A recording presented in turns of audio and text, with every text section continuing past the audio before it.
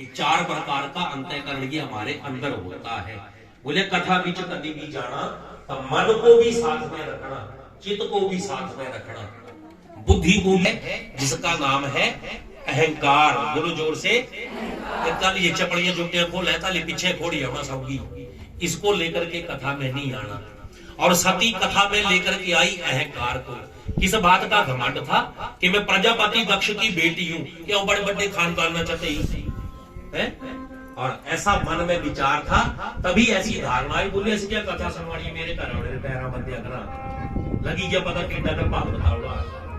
गुरु शंकर भगवान की ऐसा विचार करके अब कुंभज ऋषि जी आए अपने व्यास पीठ के ऊपर विराजमान हो गए। भगवान शंकर के लिए भी सुंदर आसन की व्यवस्था कर रखी कि प्रभु बैठो आप यहाँ पर। देवी सती भी साथ में बैठ गई। और यही कारण हुआ, मन के अंदर जब तक घमंड बैठा है वो कथा के शब्द जो है वो अंदर पर इंसान के प्रवेश नहीं कर सकते। अब सती बैठे बैठे कभी इधर झांकती कभी उधर झांकती, मन जो उसका कथा की तरफ बिल्कुल नहीं। इसी कारण से सती को अपना जीवन जो है वो बेकार गंवाना पड़ गया। अब भोलेनाथ जी वो तो आसन बांध के बैठ गए, लीन हो गए भगवान शंकर के ध्यान में।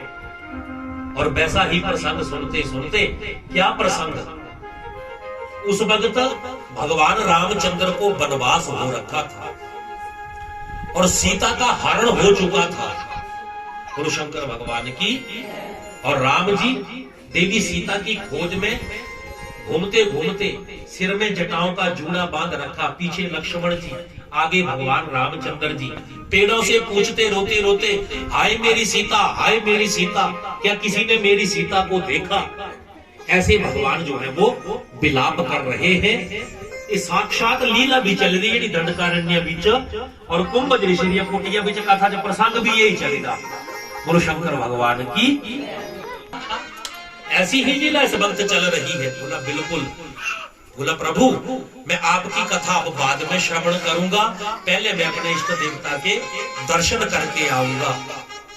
गुरु शंकर भगवान की। उठे भगवान शंकर और चल पड़े प्रस्थान करके दंडकारण्य की तरफ। पीछे पीछे साथ में देवी सती भी दौड़ पड़ी। जैसे आकाश मार्ग में आ रहे थे, नीचे देखा तो भगवान राम तो पेड़ों से पत्तों से पूछते कि हाय मेरी सीता, हाय मेरी सीता, क्या किसी ने मेरी सीता को देखा? कोई तो बता दो। दोनों हाथ जोड़े और प्रणाम किया भगवान रामचंद्र के चरणों में। बोलिए सियापति राम। तो सती देख रही भगवान शंकर की तरफ कि मेरे घरवाला जो है किसको प्रणाम कर रहा है?